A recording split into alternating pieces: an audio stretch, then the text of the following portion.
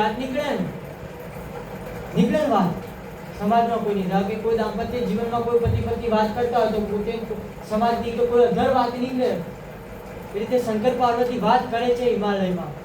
ત્યાં આ ભર્તુહરી રાજાની વાત નીકળી ત્યારે ભગવાન કહે ચાલો દેવી ભર્તુહરીની પરીક્ષા કરીએ.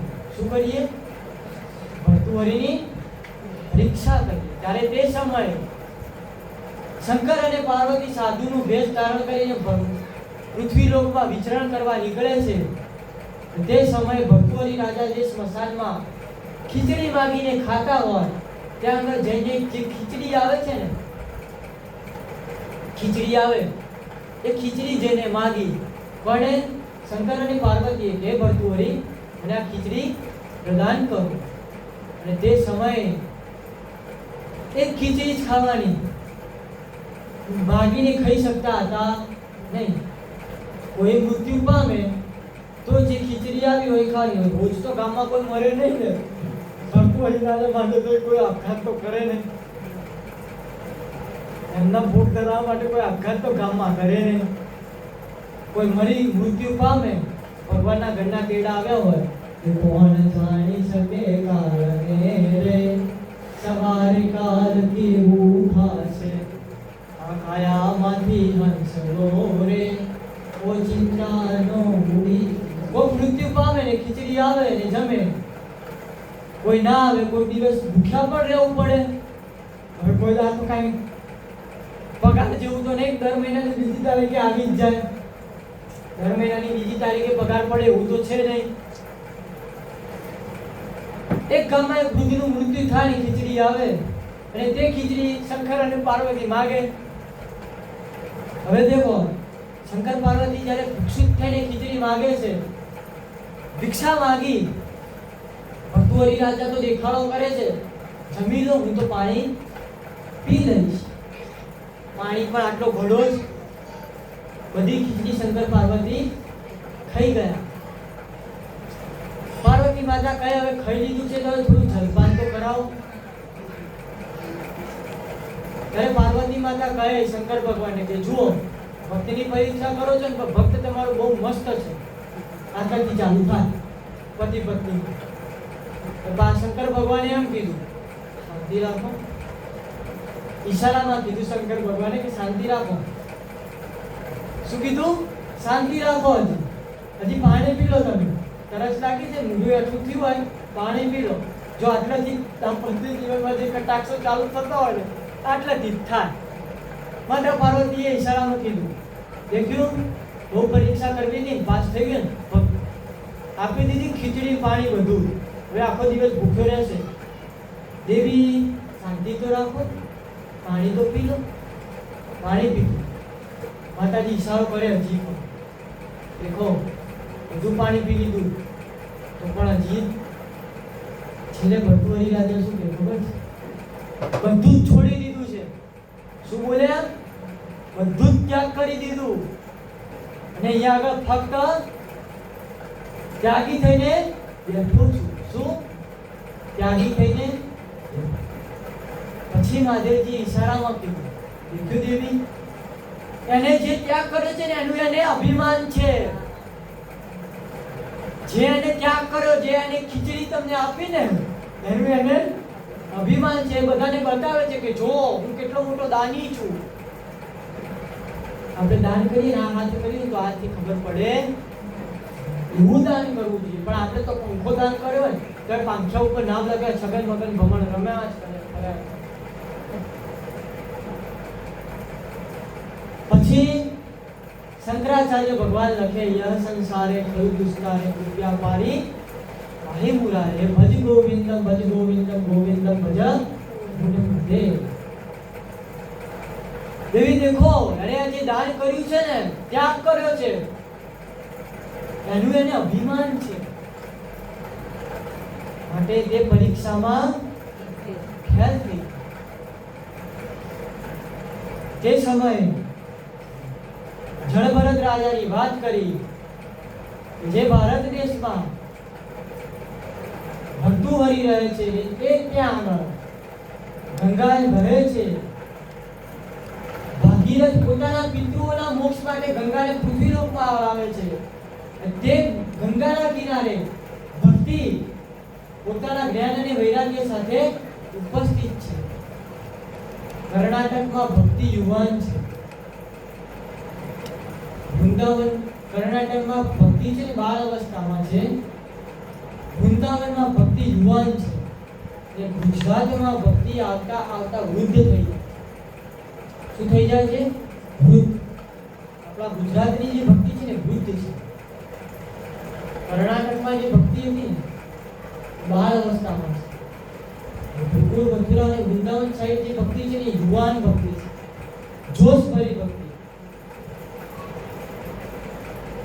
હવે પરીક્ષિત મહારાજ કહે ભક્તિ ખબર પડી ગઈ, બધું જ ખબર પડી ગઈ, પણ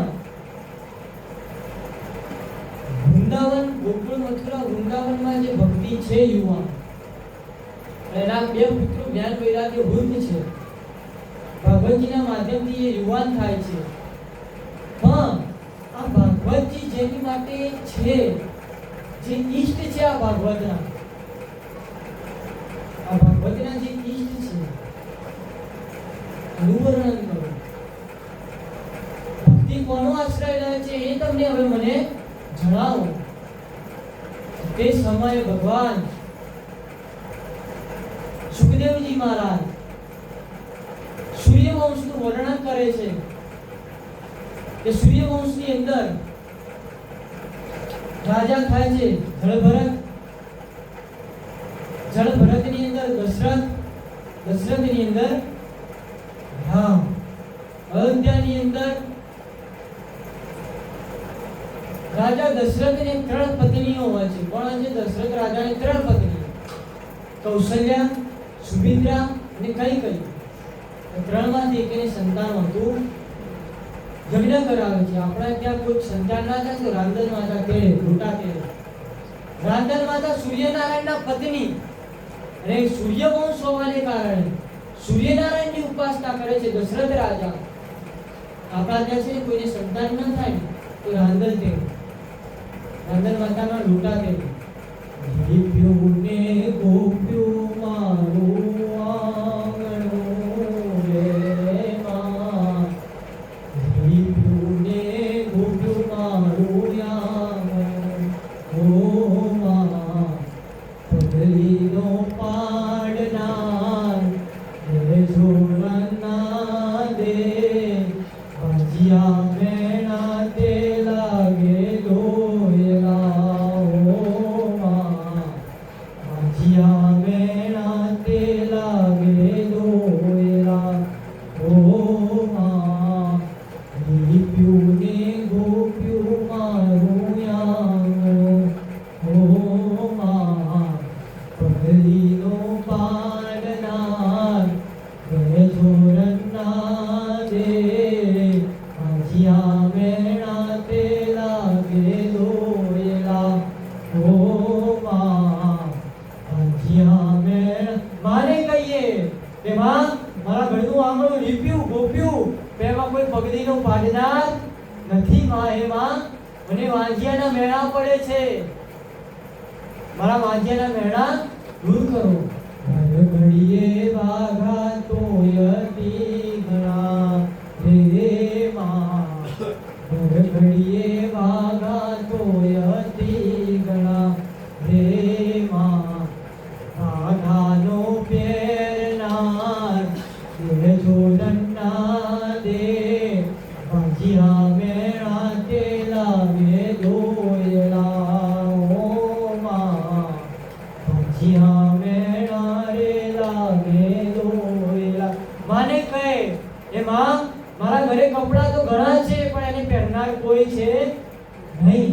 વાઘા પહેરનારો વરરાજાના કપડાં પહેરનારા તો છે પણ વરરાજા નથી. એમાં ચાણકી રોટલા ઘડીને હું ઊભી રહી હો માં, રોટલા ઘડીને હું ઊભી રહી હે માં, ચાણકીનો માગનાર તે જોરના દે, ભજીયા મેણા રે લાગે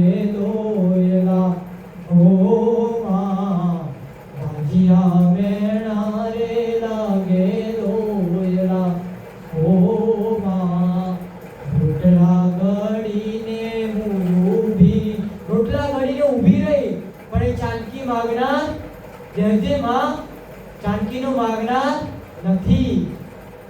વિપ્રુને ગોપ્યો મારો યામનો રે માં પગલીનો પાડનાર રે છોડના દે વાંજિયા મેણા રે લાગે દોયલા ઓ માં વાંજિયા મેણા રે માગે દોયલા. માં મને વાંજિયાના મેણા પડે છે. રોટલા ઘડીને હું તો ઊભી રહી પણ એ જાનકીનો માગનાર નથી.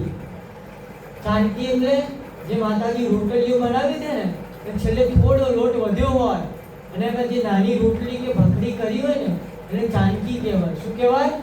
જાનકી. રોટલા ઘડીને હું ઊભી રહી ઓ માં રોટલા ઘડીને હું ઊભી રહી રે માં જાનકીનો માગનાર દેજે રન્ના દે વાંજિયા મેણા તો લાગે દોયલા ઓ માં વાંજિયા મેણા તો લાગે દોયલા. માતાજીને કે માં કોણ કહેતું છે?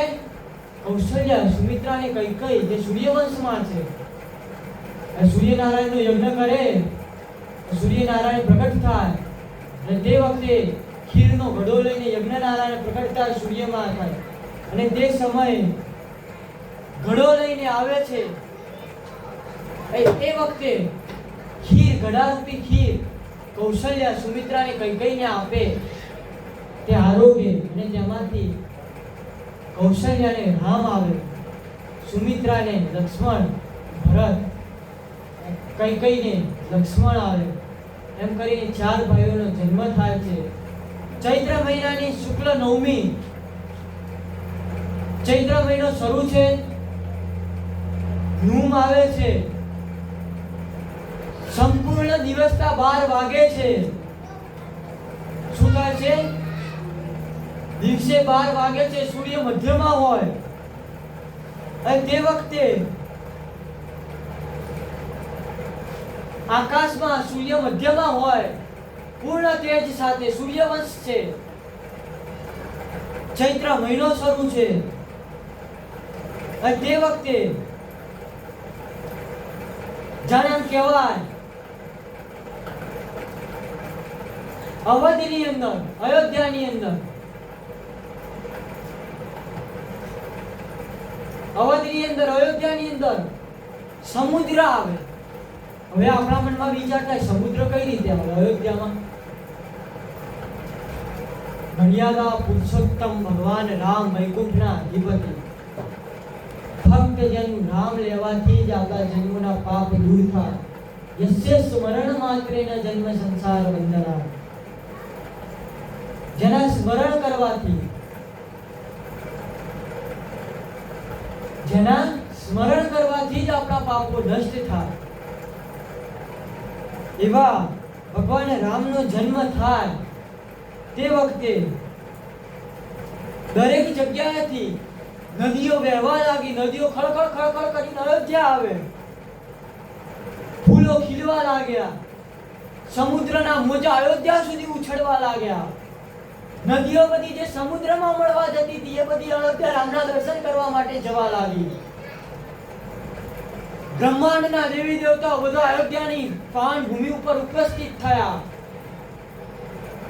દેવતાઓ પુષ્પક વિમાન લઈને અયોધ્યાના ક્ષેત્રની ઉપર આવીને ઊભા છે, હાથમાં ફૂલ લઈને. જાણે એમ કહેવાય કે ફૂલની વર્ષા કરે. અને તે સમયે ભગવાન ત્રિલોકના અધિપતિ નારાયણ ફૂલો ખીલવા લાગ્યા, નદીઓ વહેવા લાગી. જે મંદિરના દરવાજા બંધ હતા એ મંદિરના દરવાજા ખુલવા લાગ્યા. જે યજ્ઞ બંધ થઈ ગયા હતા એ યજ્ઞ શરૂ થવા લાગ્યા.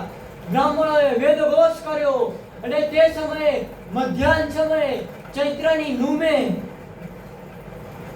સંપૂર્ણ મધ્ય, જ્યારે સૂર્ય 12 વાગે મધ્યમાં હતો, પ્રહર શરૂ હતા, નદીઓ વહેવા લાગી, ખળખળ ગોમતીના નીર વહેવા લાગ્યા, સરયુ નદી ઉછળવા લાગી, સરયુના તટ ઉપર દીપોત્સવ થવા લાગ્યો અને તે સમયે કૌશલ્યના ગોદીમાં ભગવાન રામનું પ્રાગટ્ય થાય છે. બોલીએ શ્રી ભગવાન રામચંદ્ર ભગવાન કી જય.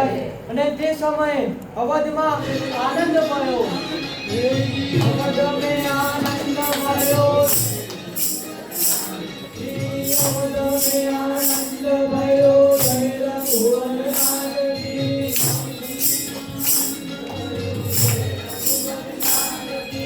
અવધ મેં આનંદ મળ્યો, ભૈરવ ભુવનનાથ કી. અવધ મેં આનંદ મળ્યો, અવધ મેં આનંદ મોરજીના પારકી, આદિના મોરજીના મોરજીના. અવધ મેં આનંદ મળ્યો, ભૈરવ ભુવનનાથ કી. અવધ મેં આનંદ મળ્યો, અવધ મેં આનંદ મળ્યો. અવધમાં આનંદ વહેવા લાગ્યો અને સરયુના ધીર ઉછળવા લાગ્યા. અને તે સમયે જ્યારે એમ કહેવાય કે ભગવાન રામનો જન્મ થાય, ભરત, શત્રુઘ્ન અને લક્ષ્મણનો જન્મ થાય, અને તે સમયે દશરથ રાજાને ત્યાં સમાચાર પહોંચાડવામાં આવે, આખા અવધમાં જય જયકાર થવા લાગ્યો. બોલીએ શ્રી રામચંદ્ર ભગવાન કી જય.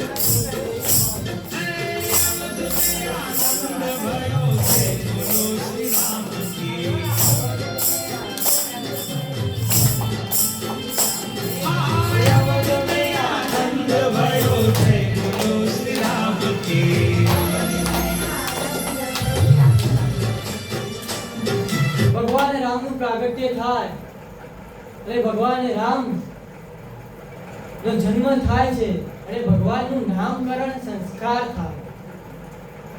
શું થાય? ભગવાનનું નામકરણ સંસ્કાર કરવામાં આવે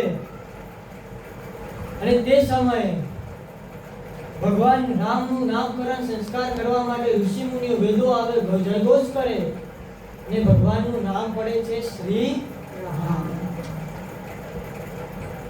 ભગવાનનું નામકરણ સંસ્કાર થાય, ત્યારબાદ ભરતજીનું નામકરણ સંસ્કાર થાય, લક્ષ્મણજીનું, શત્રુઘ્નજીનું નામકરણ સંસ્કાર થાય છે.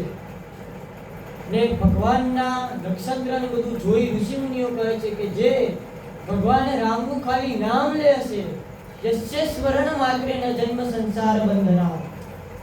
જેવું ભગવાનનું નામ છે ને, ભગવાન કરતા ભગવાનનું નામ મહાન છે, કામ કરતા નામ મહાન છે. એ જ ભગવાન જ્યારે ભગવાનનું નામકરણ સંસ્કાર થાય છે, ભગવાનનું નામ રામ પડે છે, તે સમયે ભગવાનનું નામ રામ પડ્યા બાદ ઋષિ મુનિઓ કહે છે કે રામનું નામ આ ત્રિલોકમાં જે બોલશે તેના ભવ ભવના જે બંધન છે દૂર થશે અને તેને મોક્ષ ગતિ પ્રાપ્ત થશે. તે વખતે ભગવાનનું નામ રામ પડ્યું. રામની અંદર જ આપણો માધવ છે. રામ અને કૃષ્ણ અલગ નથી. રામ માની રાધા અને મ માની માધવ. રામ માની રાધા અને મ માની માધવ બંને એક સ્વરૂપ માટે રામ. અને એ રામનું નામ ભવમાંથી તારે. અને જ્યારે ભવમાંથી તારે અને તે સમયે આપણને જ્યારે અવસર મળ્યો હોય એનું નામ લેવાનું, ત્યારે એના નામમાં જે કામ છે ને, ભગવાનનું નામ હરિ અનંત, હરિ કથા અનંતા. ભગવાન જેવી રીતે અનંત છે એવી રીતે ભગવાનની કથા પણ અનંત છે. જેવી રીતે ભગવાન અનંત છે, ભગવાનનો કોઈ અંત નથી, એવી રીતે ભગવાનની કથા પણ અનંત રહેલી છે. ભગવાનનું નામ રામ પડ્યું. ભગવાન 14 વર્ષના થાય, ભગવાનને જ્યારે રાજ્ય સોંપવાનું આવે ને, ભગવાનને જ્યારે રાજ્યની જગ્યાએ વનવાસ મળે છે. શું મળે છે? વનવાસ. સીતાજી સાથે લગ્ન થાય. વનવાસ પહેલા વિશ્વામિત્ર ઋષિ લઈ જાય છે પોતાના યજ્ઞની રક્ષા કરવા માટે. તે સમયે જનક રાજાના ઘરે સ્વયંવર હોય છે. અને ત્યારે જનક રાજાના ઘરે માંડવો હોય. જનક રાજાના ઘરે શું હોય? અવસર હોય. અને તે સમયે જનક રાજાના ઘરે સ્વયંવર હોય ને જ્યારે વિશ્વામિત્ર ઋષિ રામને અને લક્ષ્મણને પોતાની યજ્ઞની રક્ષા કરવા માટે લઈ જાય છે, ત્યારે વિશ્વામિત્ર ઋષિને એમ થાય છે કે લાવો ને રામ અને લક્ષ્મણને પણ આપણે સ્વયંવરમાં લઈ જઈએ. અને તે સમયે સ્વયંવરમાં શિવ ધનુષ ભંગ કરે છે રામ અને સીતા માતા જોડે સ્વયંવરમાં વરમાળા પહેરાવીને સીતા માતાના અને રામ ભગવાનના લગ્ન થાય છે. જ્યારે ધનુષ તોડે ત્યારે ભગવાન પરશુરામ ક્રોધે પડે છે અને ત્યારે આવે છે અને કહે છે કોણે મારા ઈષ્ટનું ધનુષ ભંગ કર્યું, હું એનો વધ કરીશ. પણ જ્યારે પરશુરામ આવે છે અને દેખે છે તો જુએ ત્યારે ખબર પડે કે આ તો ત્રિલોકના અધિપતિ ભગવાન સ્વયં છે. અને ત્યારે તે સમયે ભગવાન રાજા જનકના ઘરે માંડવો નખાય. ત્યારે શું કહેવું પડે?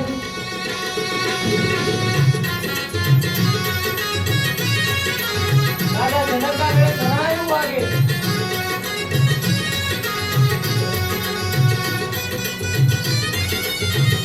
અને દશરથ રાજાને આમંત્રણ મોકલવામાં આવે.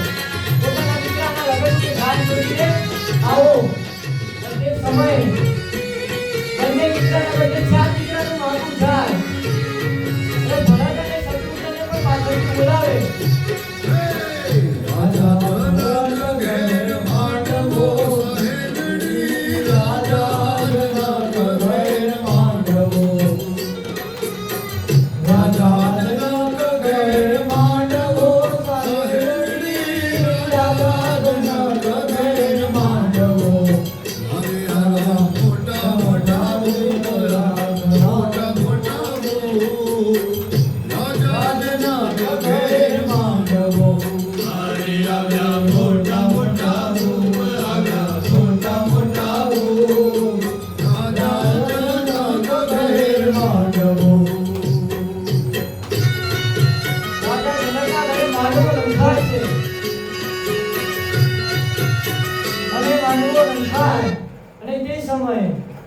રાજા જનકના ઘરે માંડવો નંખાયો. અને તે સમયે જ્યારે કંકોત્રી લખાઈ હશે રામચંદ્ર ભગવાનની જ્યારે 4 ભાઈઓની કંકોત્રી, આપણે એક ભાઈની કંકોત્રી લખી હોય બેને એક ભાઈની કંકોત્રી લખી હોય, કેટલો ફરક હોય. આ બધો સમાજ કોના વચ્ચે ચાલે છે? સુખદેવજી મહારાજ અને પરીક્ષિત વચ્ચે. કઈ જગ્યાએ? ગંગાના કિનારે. આજે ગંગાના કિનારે રાજા જનક ઘરે માંડવો નંખાયો. અને તે સમયે જ્યારે માંડવો નખાયો અને માંડવો નાખતા કંકોત્રી લખાઈ છે. કંકુ છાંટી કંકોતરી મોકલો, કંકુ છાંટી કંકોતરી લખજો, એમાં લખજો શ્રી દશરથજીનું નામ, કંકોતરી મોકલો, કેસર છાંટી કંકોતરી મોકલો. અને જ્યારે એ કંકોત્રી મોકલી હશે દશરથ રાજાના ઘરે, અને આવી રીતે બાજોટ ઢાળ્યો હશે, બાજોટ ઢાળીને દશરથ રાજા પોતાના દીકરાની કંકોત્રી લખે. માંડવડે રે કાંઈ ઢાળો ને બાજોથી ભરતી મેલો ને કંકાવતી.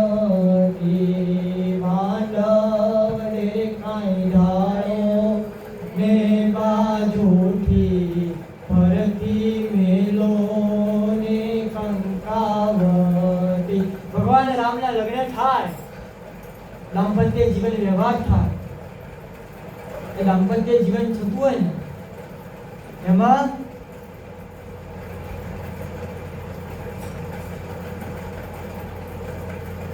થોડું ખાટું પણ, મતલબ થોડું આપણા દાંપત્ય જીવનમાં થોડો ગુસ્સો પણ આવે, થોડો પ્રેમ પણ આવે, ઉભરો પણ આવે. ત્યારે સુખદેવજી મહારાજ પરીક્ષિતને કથા વચ્ચે થોડું હાસ્ય ઉમેરતા હોય અને તે સમયે શું કહે? સીતા માતાને છે ને રામ ભગવાને લાકડીએથી માર્યા. શેનાથી માર્યા? લાકડીથી. આવું કોણ કહે? સુખદેવજી મહારાજ પરીક્ષિતને. પરીક્ષિત, રામ ભગવાને સીતાને માર્યા શેનાથી? લવિંગની લાકડીથી. ત્યારે લવિંગની લાકડીએ રામે સીતાને માર્યા જો.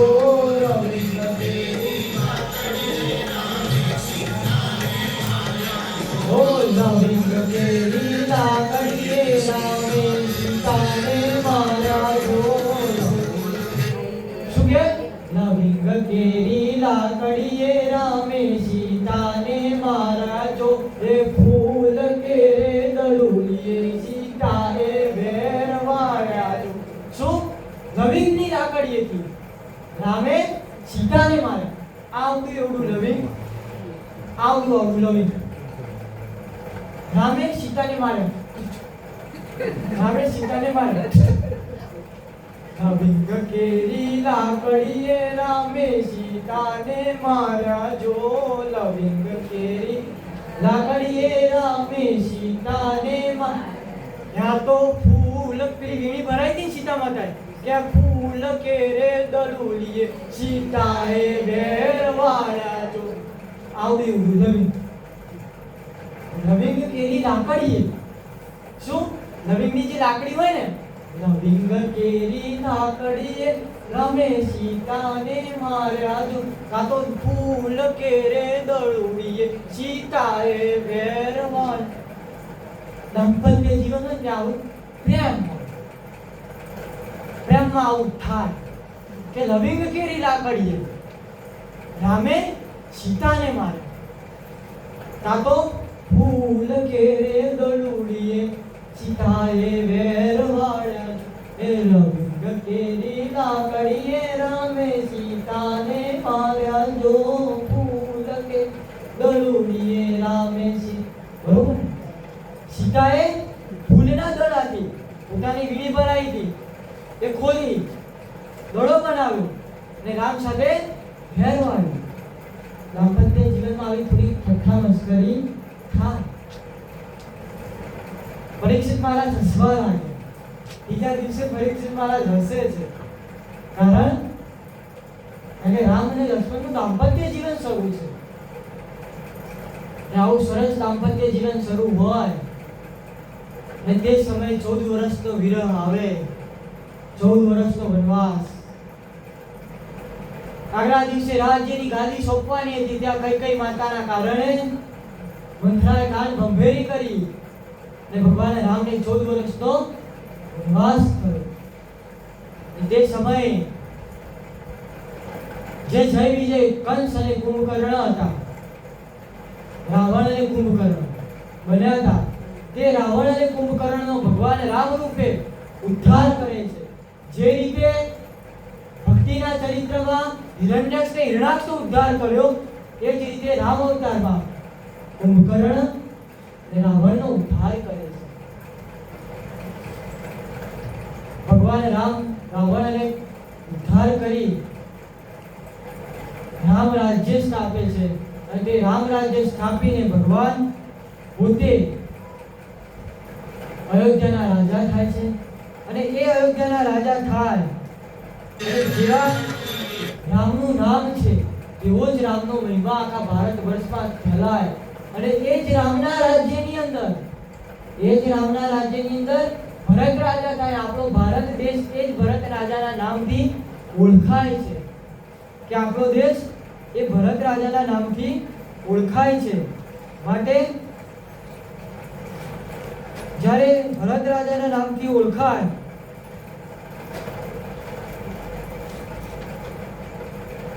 આપણો ભારતનો દેશ ભરત રાજાના નામથી ઓળખાય છે. અને તે સમયે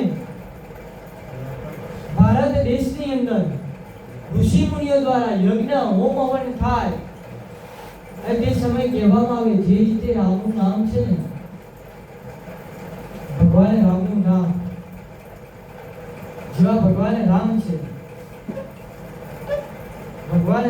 છે એવી જ રીતે ભગવાન રામનું નામ વખણાય. અને ભગવાન રામના કારણે, ભગવાન રામના નામના સંકીર્તનથી આપણા પાપો દૂર થાય. તો 2-5 મિનિટ ભગવાન રામનું સ્મરણ કરીએ. હરે રામ રામ રામ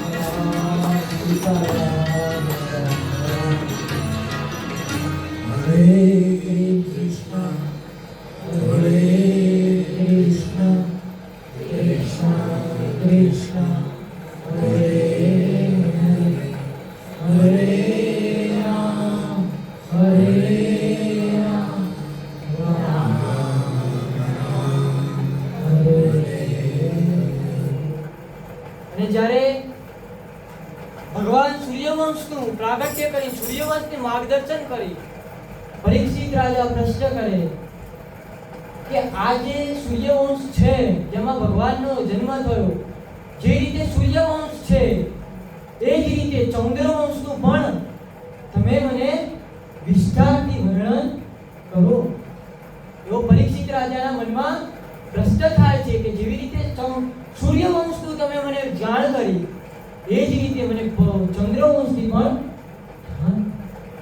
એ પહેલા મને એક પ્રશ્ન છે સુતજી કે ભક્તિ કરી તો આ ભક્તિ ફક્ત માનવ જાત જ કરી શકે છે, કોઈ પશુ પક્ષી ના કરી શકે?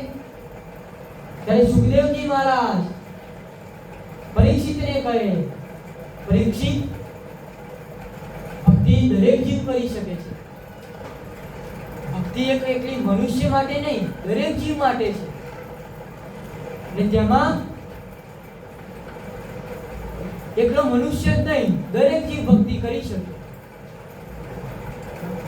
તો તમે મને ઉદાહરણ, મને એવું કથા સંભળાવો કે એવો કયો જીવ છે કે જેને ભક્તિ કરીને ભગવાન મળ્યા હોય.